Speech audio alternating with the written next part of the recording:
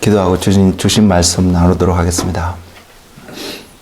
주님, 오늘 또 우리가 여러 모습으로 여러 마음으로 주님 앞에 나왔습니다. 말씀 앞에 나왔습니다.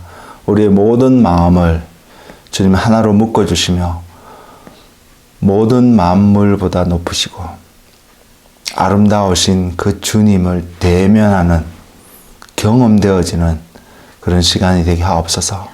그래서 그 말씀이 우리 안에서 살아 역사하여서 정말로 말씀이 그대로 이루어지는 놀라운 축복이 경험되어지는 우리의 시간이 되도록 허락하여 주옵소서. 주님, 말씀하옵소서. 예수님 이름으로 기도드렸습니다. 아멘. 예, 오늘 여러분들과 함께 나누길 원하는 하나님의 말씀은 마태복음입니다. 마태복음 21장 43절 말씀입니다. 마태복음 21장 43절 말씀입니다.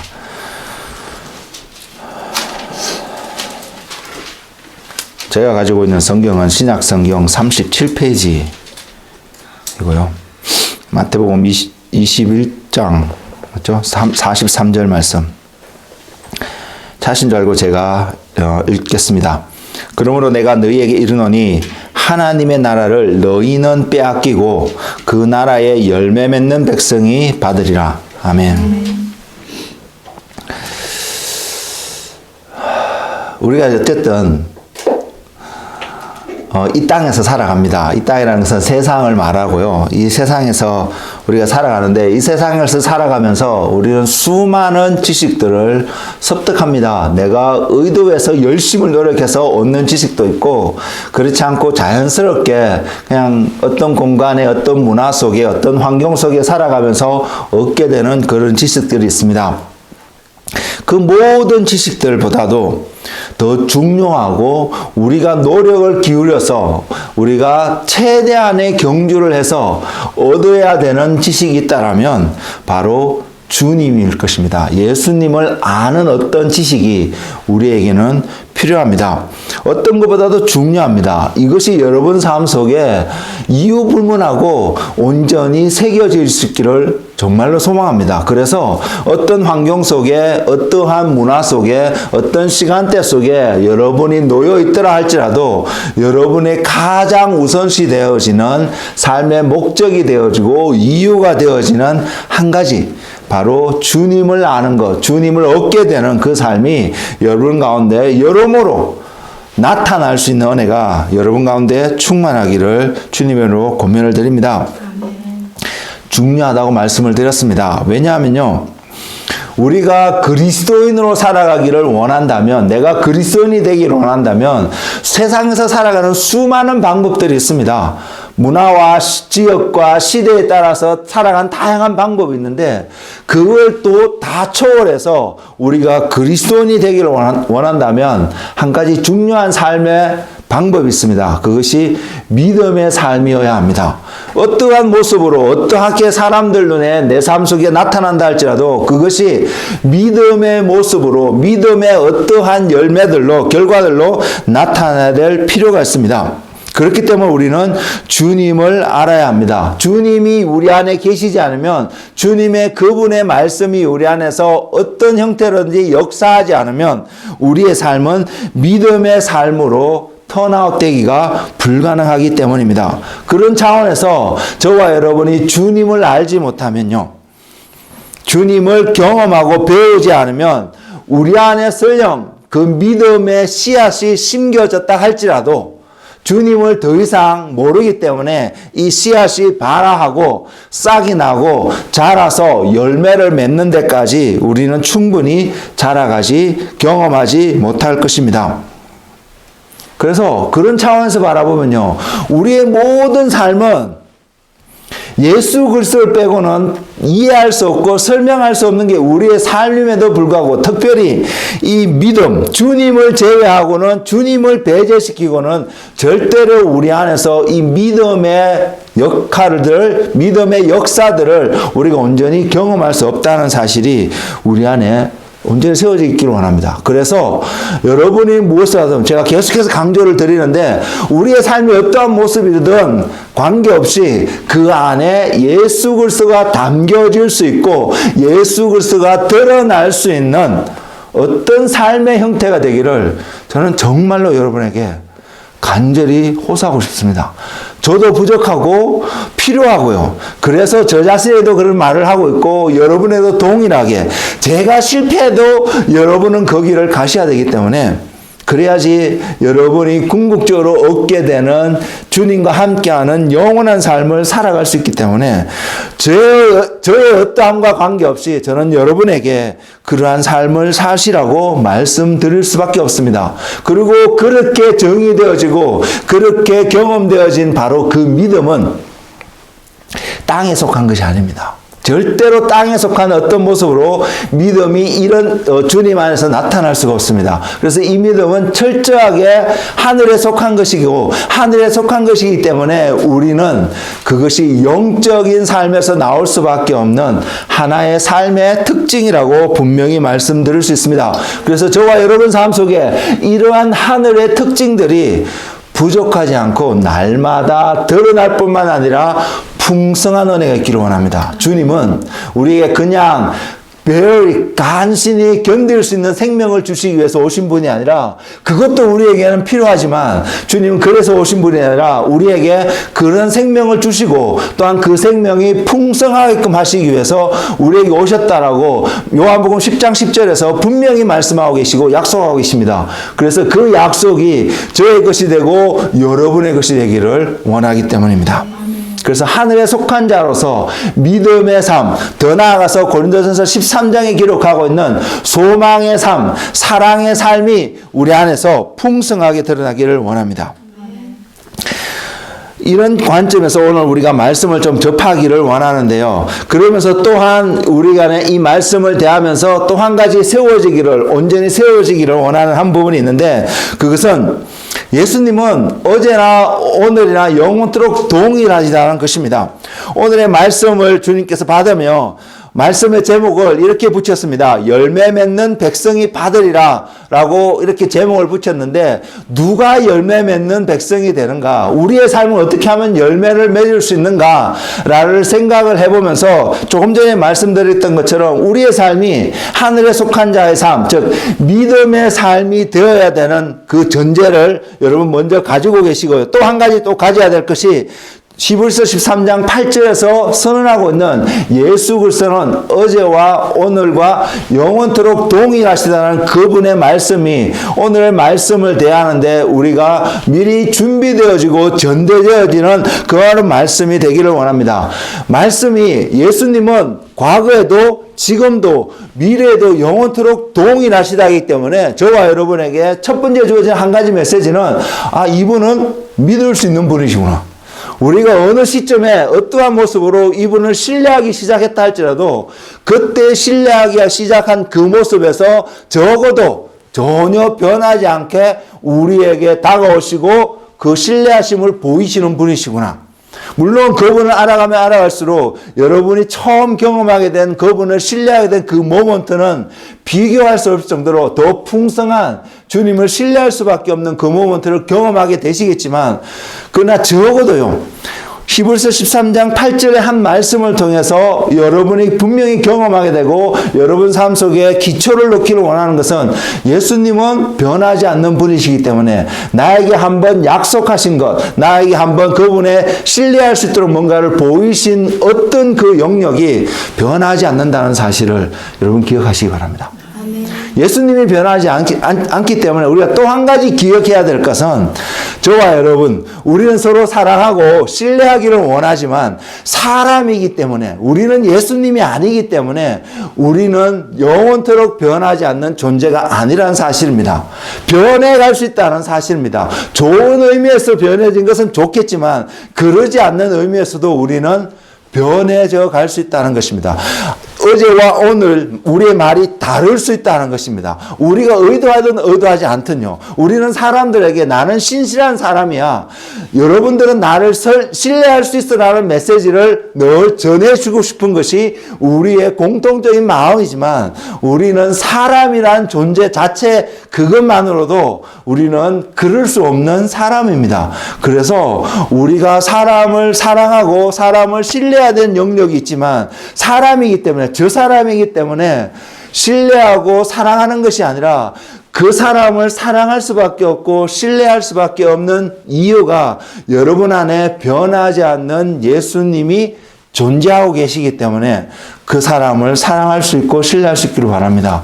그러면 상대방이 여러분의 모든 것을 맡긴 그 사람이 어떠함과 관계없이 여러분은 여전히 그 사람을 신뢰할 수 있기 때문입니다. 그래서 이 히브리서 13장 8절 한 구절만 보더라도 우리의 신뢰의 대상과 신뢰의 이유가 되는 파운데이션이 되는 분은 예수 그리스도지 내가 경험하게 되고 알게 된 어떤 사람의 한 모습이 또는 내 자신이 그렇게 보여주고 싶기 때문에 그렇게 이야기한다고 해서 신뢰되어질 수 있는 존재가 아니라는 사실입니다. 그런 차원에서 이 말씀을 접하고 이해할 수 있기를 바라고요. 여러분이 누군가를 신뢰하고 뭔가를 함께 하기를 원한다면 그 안에 예수님이 함께 계셔서 여러분 안에 예수님께서 말씀하셔서 그분의 말씀 때문에 여러분 앞에 여러분과 만나게 되는 사람들을 사랑하고 신뢰할 수 있는 그런 은혜가 충만하기를 원합니다. 이렇게 변하지 않는 그 주님의 모습을 우리 삶 속에서 적용하며 그분의 말씀을 붙잡고 살아가는 그 삶이 바로 믿음의 삶이 될 것입니다. 그리고 우리는 이 믿음의 삶이 풍성해지고 넘쳐가는 그런 은혜의 삶이 되기를 주님의 이름으로 축복을 드립니다. 이 개념도 지금 제가 간략하게 말씀드린 이 말씀도 여러분 곰곰이 생각하며 묵상하면서 여러분 삶 속에 파운데이션으로 레이아웃할 수 있는 그런 은혜가 있기를 원합니다. 또 한 가지 더 언급하여 드리기를 원하는 것은 주님의 사랑입니다. 하나님의 사랑입니다. 변치 않으시는 그분의 사랑이 여러분의 삶을 살아가는데 근간이 되어지고 여러분의 삶을 서포트하는 그러한 파운데이션이 될 수 있기를 주님의 이름으로 축복을 드립니다. 그래서 그 주님의 변하지 않으신 신실하심과 주님의 변치 않는 그 사랑이 주님의 입에서 나오는 어떠한 한 말씀이라도 결코 쓰고 없어지고 더 이상 헛된 것이 되는 것이 아니라 이 땅에서 반드시 열매를 맺으며 이루어져 가는 그러한 은혜를 우리는 경험할 수 있습니다. 그래서 그 하나님을 붙잡을 수 있기를 원하고 저의 삶 또한 마찬가지로 언제부턴가 저도 그러한 갈망을 하게 되었습니다. 하나님의 말씀을 나누게 되고 선포하게 될 때에 그 하나님의 말씀들이 제 안에서 나오는 선한 모습이 아니라 정말로 하나님으로부터 나오는 하나님의 말씀에 되어서 그 말씀을 아멘으로 그 말씀을 하나님 말씀으로 붙잡는 모든 사람에게 그냥 썩어 없어지는 것이 아니라 온전히 열매 맺는 그 은혜가 모두에게 충만하기를 바라는 마음이 제 안에도 언젠가부터 가지게 되었습니다. 그리고 그렇게 삶을 살았던 성경에 한 사람이 있더라고요. 많은 성경의 인물들이 다 그렇겠지만 특별하게 하나님께서 언급하고 계시는 한 분이 계시는데 그분이 선지자 사무엘입니다. 사무엘상 3장 19절에 보면 사무엘이 자라매 여호와께서 그와 함께 계셔서 그의 말이 하나도 땅에 떨어지지 않게 하시니 저의 삶이 이러한 삶이 되기를 원합니다. 또한 여러분의 삶이 그러한 삶이 되기를 원합니다. 그러면서 저에도 이런 고민이 들었습니다. 하나님, 저도 사무엘과 같은 삶을 살아갈 수 있게 해주세요. 사무엘이 살았던 어떤 삶의 모습을 살아가면 저에게도 하나님의 말씀이 땅에 떨어지지 않는 그런 은혜가 주어질 거라고 생각했던 모먼트가 있었는데 특별히 오늘 이 말씀을 준비하면서요. 하나님께서 그런 깨달음을 주셨습니다. 사무엘의 삶이 어떠했기 때문에 하나님의 땅에 떨어지지 않는 것이 아니라 신실하신 하나님, 그분이 말씀하신 것을 신실하게 지켜가시는 그 하나님의 은혜가 사무엘이라는 선지자를 통해서 드러난 것으로 해서 사무엘의 삶 속에서는 하나님의 말씀이 땅에 떨어지지 않는 은혜가 있었다는 사실을 깨닫게 되었습니다. 그래서 다시 한번 기도하고 변하게 되는 것. 하나님, 저의 삶 속에 사무엘과 같은 삶이 아니라 저의 삶 속에 제가 어떠한 삶을 살아가든 그 안에 하나님의 신실하심이 드러나는 그러한 삶이 되게 해주세요.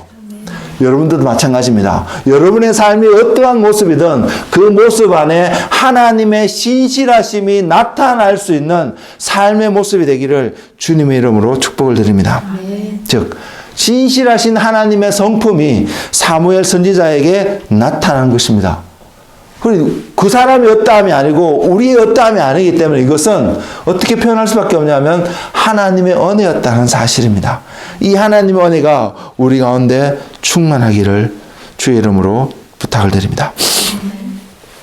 우리가 무언가를 함으로써 얻을 수 있는 하나님의 것이 아니라 하나님의 신실하심과 성실하심이 나타난 주님의 주권적인 삶의 열매였다는 사실을 우리가 기억하기를 원합니다. 이것을 정확하게 우리가 기억하고 깨달으면 깨달을수록 저와 여러분의 삶은 이것을 고백할 수 있다고 믿습니다.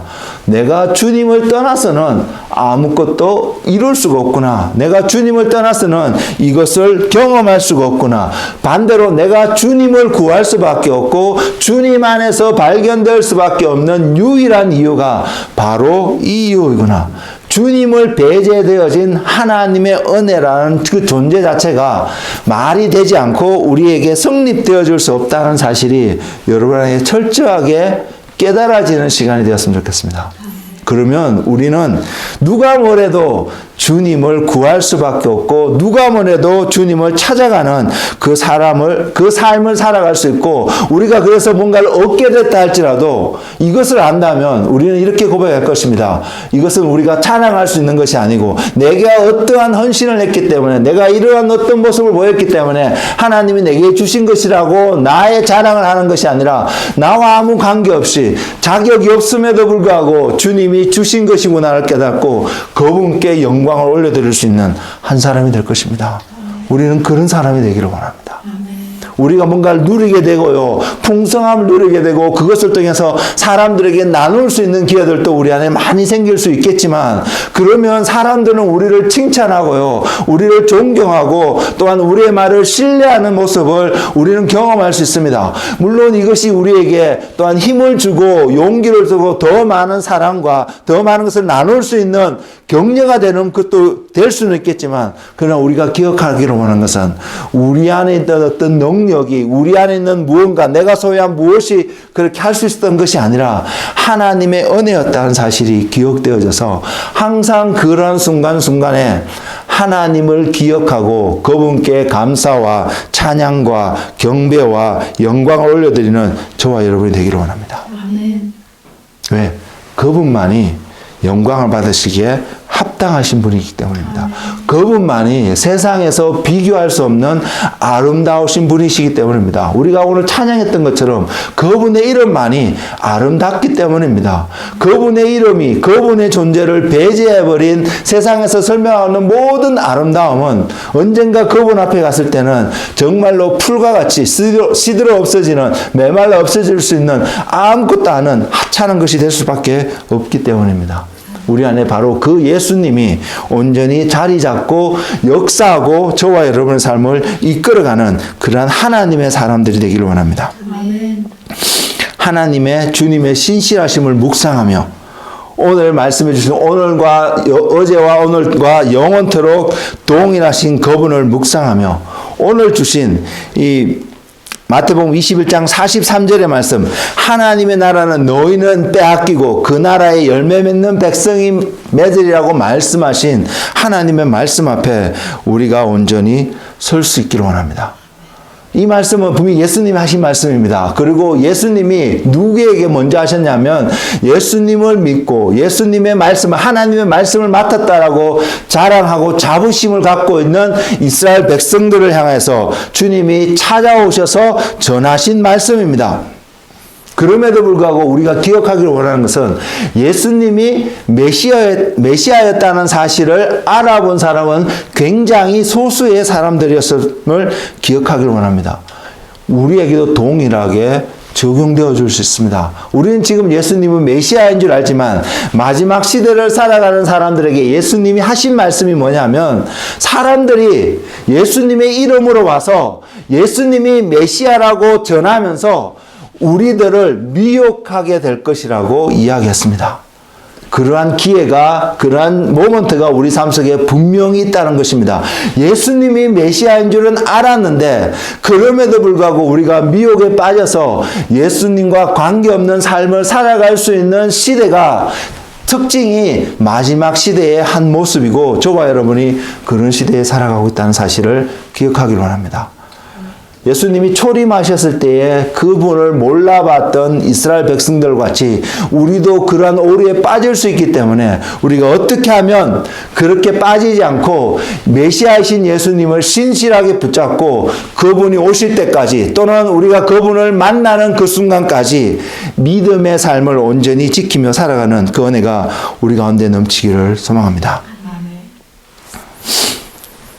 우리에게는 그것이 또한 하나의 은혜가 되었습니다. 이스라엘 백성들이 예수님을 알아보지 못하고 예수님을 턴다운하는 그 사건이 또한 복음이 하나님의 메시지가 이방인인 우리들에게도 전달되어 줄 수 있는 한 계기가 되었다는 사실입니다.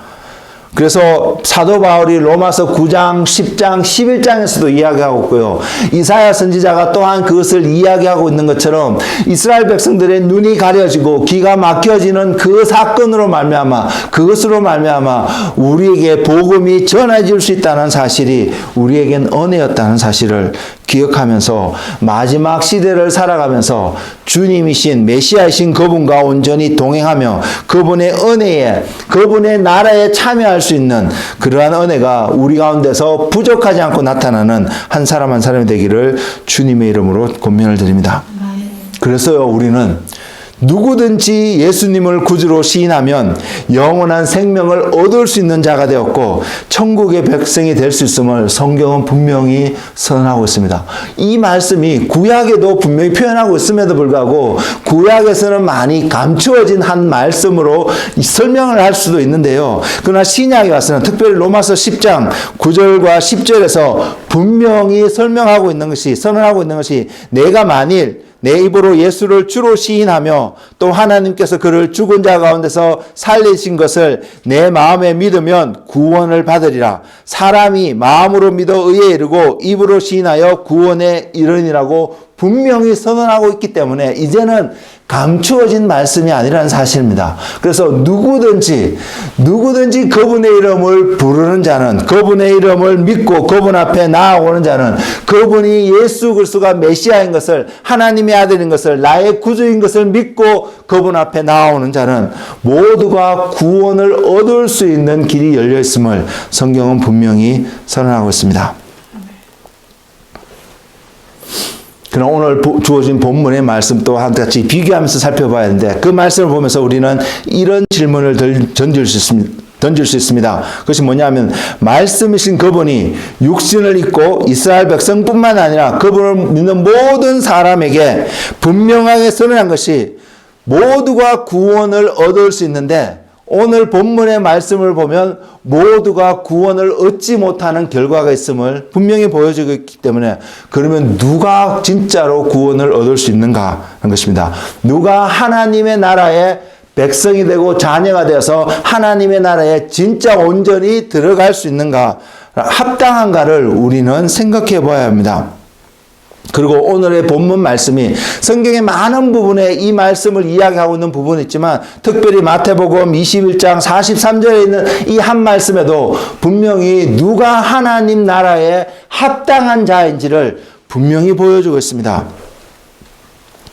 그것은 약속을 받은 자들이 하나님 나라에 들어가는 것이 아니라 약속을 받았을 뿐만 아니라 그 약속대로 그 약속에 합당한 어떠한 열매가 맺어지는 자들이 하나님 나라에 들어갈 수 있음을 성경은 분명히 보여주고 있습니다. 이건 저의 이야기가 아닙니다. 말씀에서 분명하게 선언하고 있는 것입니다. 모두가 약속을 받았지만 히브리서 기자에도 히브리서에서 설명하듯이 출애굽한 이스라엘 백성들이 모두가 다 약속을 받았지만 그들이 다 하나님의 약속의 그 나라에 약속하신 그 땅에 들어가지 못했음을 분명히 우리에게 경고하고 있는 것을 우리는 볼 수 있습니다. 그렇게 보더라도 이 말씀은 정말로 참이고 제가 그냥 여러분에게 경고하기 위해서 전하는 메시지가 아니라 하나님 말씀이 우리에게 분명하게 선언하고 있는 말씀입니다.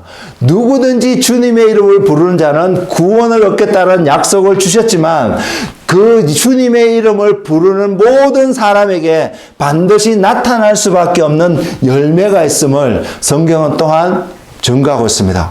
그 열매가 저와 여러분 삶 속에 맺어지기를 원할 뿐만 아니라 이것이 어떻게 하면 우리의 삶 속에 맺어질 수 있는지를 오늘 우리에게 주신 말씀을 통해서 우리가 확인해 볼 수 있기를 원합니다. 우리는 이런 사람들 또는 우리 자신의 모습을 보면서도 이렇게 이야기할 수 있을 것입니다. 어떻게 말이냐면 우리의 입술이 주님을 예수 그리스도로 메시아로 고백하고 있다고 시인하고 있는 것 같은데 왜 내 삶 속에서는 주님이 말씀하시는 그러한 삶의 열매들이 왜 없는 것 같지, 있는 것 같지 않지 보이는지, 또한 주변에 많은 사람들이 예수님을 믿는다라고 예수님을 메시아라고 선포하고 있는, 이야기하고 있는 사람들을 바라보지만 그 사람들을 바라보면서 과연 저 사람이 예수 믿는 사람일까? 그가 스스로 입으로 자신을 그렇게 소개하지 않았다면 그 사람이 정말로 그리스도인이라고 생각할 수 있는 어떤 것이 그 사람의 삶 속에서 우리 눈에 보여줄 수 있을까? 퀘션을 해보면 그런 사람도 있는 반면에 그러지 않은 사람들도 우리는 많이 만나볼 수 있고 경험할 수 있다고 생각합니다. 우리도 또한 동일하게 그러한 사람이 될 수 있다는 것이죠. 그렇다면 우리는 입으로 시인한다는, 주님을 시인한다는 그 말씀의 의미를 제대로 알지 못하는 한 사람이 될 수 있고, 또한 그 알지 못하기 때문에 우리는 이렇게 표현할 수 있습니다. 나는 예수님을 모르는 자구나 라는 사실 말입니다. 주님을 모르기 때문에요. 주님께서 초대하신 구원의 길자리에 초대장을 가지고 있고요. 또한 그 길 앞에 딱 서서 가면 되는데, 그 여정을 떠나면 되는데 전혀 떠나지 않고 머물러 있는 저와 여러분의 삶일 수 있다는 사실을 우리는 한번 생각해 보았으면 좋겠습니다. 만일 우리가 지금 그 자리에 서 있다라면 이제는 그 자리에 머물러 있는 삶이 아니라 주님이 소개하신 보이신 그 길을 따라 믿음의 여정으로 하나님 나라에 넉넉히 들어갈 수 있는 그 여정의 길을 한 걸음 딛어서 앞으로 나아가는 그런 은혜가 있기를 원합니다. 주님 당시에도 수많은 이스라엘 백성들이 하나님 말씀을 맡았다고 생각하고 하나님 말씀을 알고 있고 하나님이 우리를 선택된 민족이라고 자녀로 삼았다고 소위 믿고 있음에도 불구하고 주님이 그렇게 말씀하셨을 때에 주님의 말씀을 깨닫지 못하고 주님을 배척할 수밖에 없었던 어리석음들이 그들의 삶 속에 나타났음을 우리는 성경을 통해서 확인할 수 있습니다. 그러나 주님의 말씀을 듣고 그들의 삶을 돌이킨 사람들, 또한 주님의 말씀을 듣고 그들이 걸어가야 될 믿음의 여정을 한 걸음씩 걸어가기 시작했던 사람들은 분명히 하나님의 나라를 상속으로 받은 자들이었음을 또한 성경은 증거하고 있습니다. 그래서 우리 모두는 하나님 나라를 상속받을 수 있는, 유업으로 이을 수 있는 그러한 은혜가 충만한 그런 한 사람 한 사람이 되기를 주의 이름으로 권면을 드리고 우리가 이것을 기억하기를 원합니다. 나는 하나님의 나라를 상속받을 수 있는 사람이 되어야 된다는 사실요. 그리고 거기에는 조건이 있다는 사실을 기억하시길 원합니다. 한 두 군데의 말씀을 드리기로 하는데, 먼저는 에베소서 5장 5절을 보면 이러한 사람은 하나님의 나라를 유업으로 받지 못한다라고 이야기하고 있습니다. 그것이 어떤 사람이냐면 이렇습니다. 너희는 정녕 이것을 알거니와 음행하는 자나 더러운 자나 탐하는 자 곧 우상 숭배자는 다 그리스도와 하나님의 나라에서 기업을 얻지 못하리니. 우리가 상식적으로 생각해도 이러한 일들이 내 삶 속에서 나타나고 있다면, 또는 주변에서 어떤 사람의 삶의 모습 속에서 음행하거나 더러운 것이나 탐하는 자, 우상 숭배하는 어떤 삶의 모습이 나타난다면 하나님 나라에, 그것도 그리스도와 하나님 나라에서 기업을 얻지 못하는 것이 당연하다고 생각할 수 있습니다. 그런데 문제는요, 음행하는 자나 더러운 자나 탐하는 자, 곧 우상 숭배하는 이것은 삶에서 드러나는 어떤 하나의 삶의 열매이고요. 이것이 나타날 수밖에 없는 분명한 이유가 있는데, 저와 여러분이 지금 여기서 설명하고 있는 모습의 삶의 모습들이 나타나지 않는다고 해서 우리가 하나님 나라를 유업으로 받는 것이 아니라, 이것이 나타날 수 없는 그 명확한 이유가 우리 안에서 세워져 있을 때에 우리는 이거와 비슷한 다른 어떠한 것이 나타나지 않을 수 있는, 그래서 하나님의 나라를 유업으로 받을 수 있습니다. 그 다음 절에 보면 하나님 나라를 유업으로 받을 수 있는 사람의 특징을 이야기하고 있는데, 에베소서 5장 8절에서 9절은 이렇게 설명하고 있습니다. 너희가 전에는 어두움이더니 이제는 주 안에서 빛이라, 빛의 자녀들처럼 행하라. 빛의 열매는 모든 착함과 의로움과 진실함에 있느니라. 자, 조금 전에 읽었던 5장 5절의 말씀과 8절과 9절의 말씀과 비교해서 우리가 이해를 설명을 하면 이렇습니다. 어둠에 거하는 자는 음행과 더러운 것과 탐하는 것, 곧 우상 숭배하는 삶의 어떤 모습이 나타날 수밖에 없고요. 주 안에서 빛이라 불림을 받은 빛의 자녀가 되면 이러한 것들이 나타날 수 없음을 분명히 보여주고 있습니다. 그래서 빛의 자녀가 된, 어디서요? 주 안에서 빛의 자녀가 된 그 삶은 하나님이 찾으시는 바로 그 열매를 맺는 삶이 될 것이며, 그 열매로 말미암아 그분은 하나님의 나라를 유업으로 넉넉히 받을 수 있는 한 사람이 될 것입니다.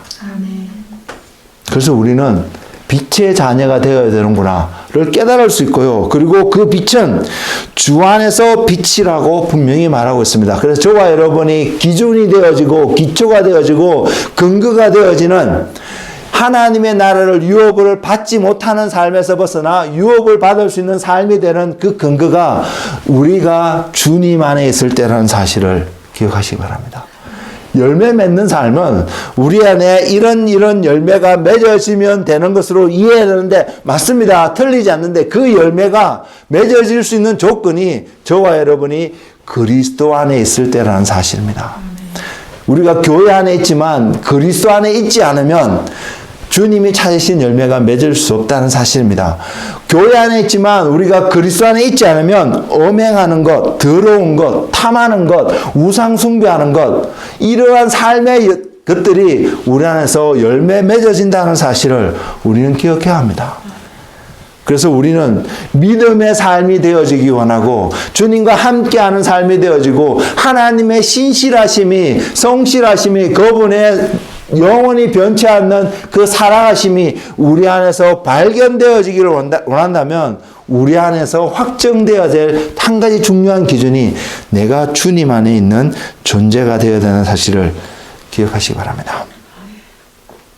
우리가 이제는 주님 안에서 빛이라는 사실을 확인되어질 때에 우리는 주님이 약속하신 것을 누릴 수 있음을 우리는 알 수 있습니다.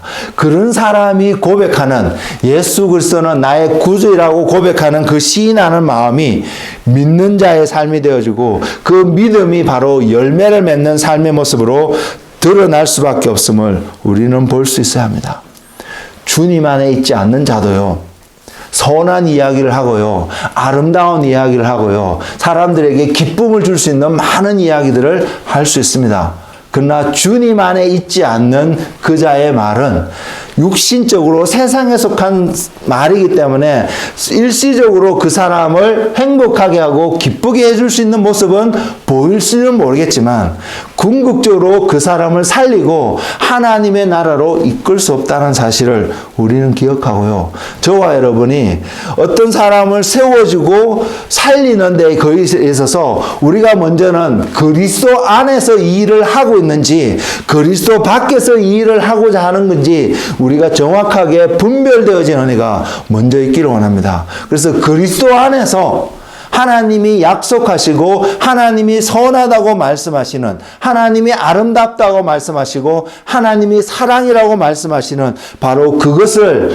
우리의 삶 속에서 프랙티스 되어지는 은혜가, 그런 은혜가 우리 가운데 있기를 원합니다. 그러면 우리가 빛의 자녀답게 빛의 열매를 맺어가는 그러한 믿음의 삶을 살게 될 것이며, 그런 우리의 삶을 주님뿐만 아니라 세상에서도 우리가 주님의 제자, 그걸 다시 말하면 우리가 주님 안에 거하는 삶이라고 분명히 증거할 수 있습니다. 이 주님 안에 거하는 삶을 주님께서도 우리에게 비유로 말씀하셨는데 요한복음 15장에 포도나무 비유에서 분명히 보여주고 있습니다. 우리는 가지고, 예수님 포도나무라고 그러셨습니다. 가지가 포도나무에 붙어 있을 때에 이 가지는 살아있고요, 가지는 때에 따라서 열매를 맺을 수 있음을 분명히 말하고 있습니다. 그리고 주님이 말씀하시기를 가지가 포도나무를 지키고 보호하는 것이 아니라 포도나무가, 그 뿌리가 이 가지를 지키고 보호하고 열매 맺게 한다는 사실을 분명히 우리에게 보여주고 있습니다. 그래서 저와 여러분에게 필요한 것은 내가 지금 주님 안에 주님과 연결되어져서 주님과 함께하고 있다는 사실입니다. 이것은 열매를 맺어야 된다는 메시지가 우리에게 내가 뭔가를 해야 되는 것처럼 들려지지만, 우리가 알아야 되는 것은 우리의 정체성이 예수 그리스도 안에 있는 존재인가가 확인되어져야 된다는 사실입니다. 그러면 가지가 열매를 맺을 수 없는 것처럼요, 그 가지를 붙잡고 있는 포도나무가 가지를 통해서 열매를 맺게 하는 것처럼 우리가 주님 안에 있는 정체성이, 우리의 아이덴티티가 온전히 확고하게 세워질 때에 우리는 그리스도로 말미암아 주님이 찾으신 어떤 열매를 맺을 수 있다는 사실입니다. 그것만 보더라도 우리의 어떤 선함이나 우리의 어떤 성실함이나 우리의 어떤 부지런함이나 우리의 어떤 정직함이 주님의 찾으시는 열매를 맺는 것이 아니라, 우리가 죄인이었고 우리가 우리를 봐도 신뢰할 수 없고 믿을 수 없는 연약하고 나약하고 악한 존재임에도 불구하고 주님의 은혜로 우리가 주님 안에 머물게 되었을 때에 우리는 바로 주님이 찾으시는 그런 열매를 맺게 된다는 사실입니다. 이것을 설명하고 있는 말씀이 많이 있는데 그 중에 저와 여러분이 너무나 잘 알고 있고 이 삶이 되기를 소망하는 그 말씀이 갈라디아서 2장 20절의 말씀입니다. 그 말씀이 이렇습니다. 내가 그리스도와 함께 십자가에 못 박혔나니 그런즉 이제는 내가 사는 것이 아니요 오직 내 안에 그리스도께서 사시는 것이라. 이제 내가 육체 가운데 사는 것은 나를 사랑하사 나를 위하여 자기 자신을 버리신 하나님의 아들을 믿는 믿음 안에서 사는 것이라. 이 말씀이 우리에게 무엇을 던지냐면 주님과 동행하는 삶의 모습이 어떠한 삶인지를 분명히 정의하고 있는 하나님의 말씀입니다. 먼저는 우리가 주님과 함께 죽었다라는 것을 이야기하고 있습니다. 동행하고 있기 때문에 주님과 함께 죽었다는 사실도 우리는 믿어지는 은혜가 있기를 원하고요. 주님과 함께 죽었던 존재가 주님이 사셨기 때문에 또한 우리가 주님과 함께 살아갈 수 있는, 비록 우리가 육신 가운데 이 땅에서 살아가고 있지만 그 삶이 주님과 함께 살아가는 삶인 것을 이야기하고 있고 바로 그 삶이 믿음의 삶인 것을 분명히 이야기하고 있습니다. 그래서 이 삶은 땅에 속한 자의 삶이 아니라 하늘에 속한 자의 삶인 것을 분명히 보여주고 있고, 이러한 삶을 살아가는 삶은 분명히 그 사람은 주님 안에 있다는 것을 확정시켜주는 어떠한 삶의 모습이 될 거라는 것입니다. 우리 안에 이러한 삶이 있기를 원합니다. 우리 안에 이러한 삶이 프랙티스 되어지기를 원합니다. 그 말은 저와 여러분이 믿음의 삶을 살아간다는 것입니다. 그 말은 저와 여러분이 주님과 동행하는 삶을 살아간다는 것입니다. 주님과 함께 살아가기를 원하면, 주님과 동행하는 삶을 소망한다면 우리는 이 고백을 할 수밖에 없습니다. 주님과 함께 내가 십자가에 죽었다는 사실요. 나의 옛 자아가, 나의 옛 죄성이 십자가에 죽어버렸다는 사실을 우리는 알아야 합니다. 그래서 우리는 주님과 함께 살아갈 수 있습니다. 우리가 십자가에 대한 메시지를 많이 듣기 때문에 너무나 가볍게 다가올 수 있겠지만, 저는 우리 사모님이 지난 토요일 날 아침에도 저에게도 이런 표현을 해주셨는데, 그것을 잠시 인용해서 말씀드리면, 우리 카페에 그게 올라왔잖아요. 사모님 꿈꿨던 내용들이 하나 올라왔던 것을 여러분이 보신 걸로, 읽으신 걸로 기억을 하는데, 그 제3을 받았던 그 남자의 마음이 느껴졌다고 말하면서 제게 한 가지 또 나눠진 내용이 뭐냐면, 만약 예수님께서 죽으셨고 살아나지 않으셨다면 사모님은 그것을 생각할 때마다 늘 죄책감 속에 살았을지도 모른다라고 그런 표현을 제기해 주었습니다. 그것을 들을 때마다 맞습니다. 만약 우리가 누군가가 여러분의 죄와 여러분의 어떤 것들 때문에 죽었다는 사실, 피해를 보았다는 사실을 여러분이 계속 보게 된다면, 아마 여러분도 양심이 있다라면 그 사람 보기에 민망하고 부끄럽고 미안해서 함부로 그 사람의 얼굴조차도 제대로 이름조차도 언급하지 못할 수 있는 어떠한 그러한 마음이 우리 안에 생길 수 있다고 생각합니다. 근데 중요한 것은요, 바로 예수님이 그렇게 해서 돌아가셨는데 돌아가시는 것을 끝나지 않았다는 사실입니다. 다시 살아나셨다는 사실입니다. 살아나셨기 때문에 내가 그분을 볼 때마다, 그 사람을 볼 때마다 우리 안에 뭐냐면 놀라운 기쁨과 감사함과 찬양의 어떠한 삶의 모습들이 나타날 수밖에 없고요. 내 죄의 문제가 그분이 살아나셨기 때문에 완전히 해결되었었고, 내게 죄책감으로 다가올 수 있는 그 모든 문제조차도 다 해결되어졌음을 우리는 경험할 수 있다는 사실입니다. 그래서 주님이 죽으신 것은 저와 여러분의 죄를 함께 묻기 위해서, 십자가에 못 박기 위해서 죽으셨는데, 그분이 사심으로 말미암아 우리가 죄의 문제만 해결되어진 존재가 아니라 우리가 하나님 앞에서 의롭다 하심을 받게 하셨다는 사실이거든요. 천국에 들어가기 위해서, 하나님의 자녀가 되기 위해서 우리에게는 두 가지 조건이 필요했거든요. 먼저는 죄가 해결되어져야 합니다. 그래서 깨끗한 상태가 될 뿐만 아니라 그 깨끗한 상태가 되어진 우리가 하나님이 말씀하시는, 인정하시는 바로 그 의로 덧입혀져야 된다는 사실이었거든요. 근데 예수님이 죽으심으로 죄가 해결되어짐과 동시에 또한 그분이 살아나심으로 말미암아 우리에게 바로 하나님이 찾으시는 그 의가 증가되어져서 우리를 의롭다 하시기 위해서 살아나셨다라고 증거되어진 하나님의 말씀이 진리일 수밖에 없다는 것입니다. 반대로 주님이 살아나시지 않으셨다면 우리가 의롭다함을 받을 수 없다라는 사실입니다. 그것을 생각해 보시면, 그것이 깨달아지시면 우리는요, 십자가를 통해서 주님이 죽으심만을 바라보는 것이 아니라 그 죽으심을 통해서 주님이 부활하신 그 주님을 해서 우리는 감격의, 감사의 예배를 날마다 드릴 수밖에 없는 존재라는 사실이요. 주님이 우리 안에 계심으로 이 두 가지를 항상 확증하여 주고 계십니다. 그리고 어제나 오늘이나 영원토록 변하지 않는 바로 그분께서 저와 여러분 삶 속에서 내가 너의 죄 때문에 죽었기 때문에 우리는 죄로 인해서 고민하고 힘들어할 이유가 먼저는 없고요. 또한 이 죄가 해결되어지고 주님이 살아나심으로 우리 안에게 의롭다 하심으로 옷 입혀 주셨기 때문에 우리는 더 이상 과거에 지었던 죄로 인해서 부끄러움으로 수치함과 감추임과 그런 죄책감으로 우리가 주어진 하루를 살아갈 이유가 없게 된 존재가 되었다는 사실입니다. 그 예수님이 우리 안에 계심으로 이것이 이루어졌다는 사실입니다. 예수님이 우리 안에 계심으로, 그래서 예수님을 통해서 우리가 하나님과 연결되어져서 우리는 주님이 찾으시는, 하나님이 찾으시는 바로 그 열매를 맺는 그 자리에 우리는 갈 수 있게 되었다는 사실을 기억하는 시간 되기를 원합니다. 그것을 묵상할 수 있는 우리가 되고, 그것을 바라볼 때 우리는 주님을 예배할 수밖에 없을 것입니다. 이것의 키가 되는 프레이즈가, 진리가 주님 안에 거한다는 사실입니다. 주님 안에 있다는 사실입니다. 저와 여러분이 그래서 늘 주님 안에 있는, 그래서 우리의 관심사가 내가 주님 안에 있는가 아닌가가 확인되어지고 관심 갖고 주님 안에 있는 길, 그래서 주님을 얻을 수 있는 길이라면 무엇이든지 갈 수 있는 하나님의 나라를 상속받을 수 있는 길이라면 그 길이 어떠한 모습이든 주님과 갈 수 있는 그 길이 되기를 원합니다.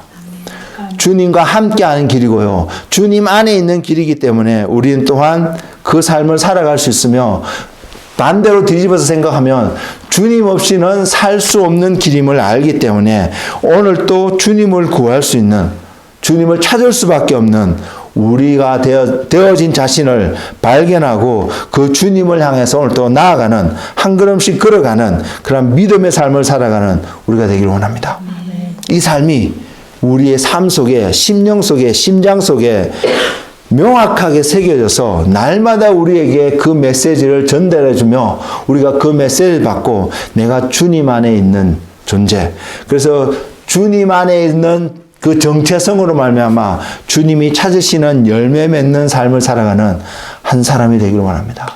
그러면 약속을 받고 그 약속을 이루지 못하는 어리석은 자가 아니라 약속을 받음으로 말미암아 그 약속이 이루어지는 열매 맺는 백성이 되어져서 하나님의 나라를 상속받는 한 사람이 될 거라고 믿습니다.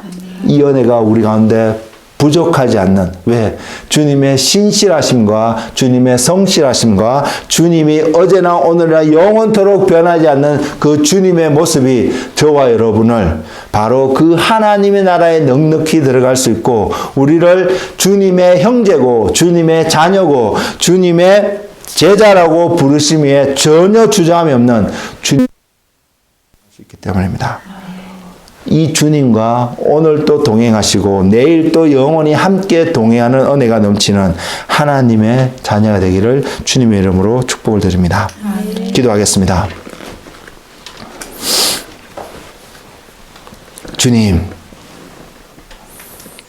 주님이 오늘 우리에게 이 말씀을 주셨습니다. 그러므로 내가 너희에게 이르노니 하나님의 나라를 너희는 빼앗기겠고 그 나라의 열매 맺는 백성이 받으리라고 하셨습니다. 하나님, 우리가 먼저는 그 나라의 열매 맺는 자녀가 되기를 원합니다. 그리고 그 나라의 열매를 맺기 위해서는 우리가 무언가를 해야 되는 것이 아니라 우리의 정체성이 예수 그리스도 안에 요한복음 15장에서 말씀하셨던 것처럼 우리가 포도나무 대신 예수님께 붙어있는 가지가 되어질 때에, 우리가 주님 안에 있는 존재가 되어질 때에 주님이 우리 안에서 주님이 찾으시는 바로 그 열매를 맺어가심을 바라볼 수 있었습니다. 그 말씀 앞에 섰습니다. 주님, 그래서 우리가 날마다 우리의 삶이 영원히 어제나 오늘토록 영원토록 변하지 않는 주님 안에서 발견되어지는 삶이 되게 하시고, 그래서 우리가 주님 안에 있기 때문에 오늘 또 주님을 구할 수밖에 없고 주님과 동행하는 삶을 갈급해하고 갈망해하며 그 삶을 함께 살아갈 수 있는 믿음의 사람이 되게 하여 주시옵소서. 아멘. 그래서 땅에 속한 자가 아니라 하늘에 속한 자가 되어지고 하나님께서 기뻐하시는 하나님의 은혜와 하늘의 것들이 많이 풀어지고 풍성함을 누리는 믿음의 사람의 삶이 될 수 있도록 주님 축복하셔서, 그래서 이 땅 가운데서 우리가 비록 육신 가운데 살아가지만 우리가 육신 가운데 살아가는 바로 그 이유는 나를 사랑하사 나를 위하여 자기 몸을 버리신 예수 그리스도를 믿는 믿음 안에서 사는 것임이 우리 안에서 온전히 증거되어지는 삶이 되도록 주님 은혜 베풀어 주시옵소서. 주님, 오늘 또 우리를 온전케 하실 그 주님을 신뢰하고 주님을 바라봅니다. 우리 가운데 찾아오셔서 우리가 아직도 빛에 속하지 않은 삶의 영역이 있다라면 그 모든 것들을 제거할 수 있는 은혜를 허락하여 주시고, 이제는 빛에 속하여서 참됨과 아름다움과 정직함으로 성실함으로 빛의 자녀답게 살아갈 수 있는 그러한 은혜를 더하여 주시옵소서. 주님, 그래서 주님의 이름을 부르고 주님을 찬양할 때에 주님을 아는 자가 되게 하시며, 주님이 약속하신 것처럼 주님을 아는 자가 되어서 용맹을 발하여서 이 땅 가운데 믿음을 온전히 보이며 살아가는 하나님의 자녀가 되게 하옵소서. 감사하고 예수님의 이름으로 기도드렸습니다. 아멘.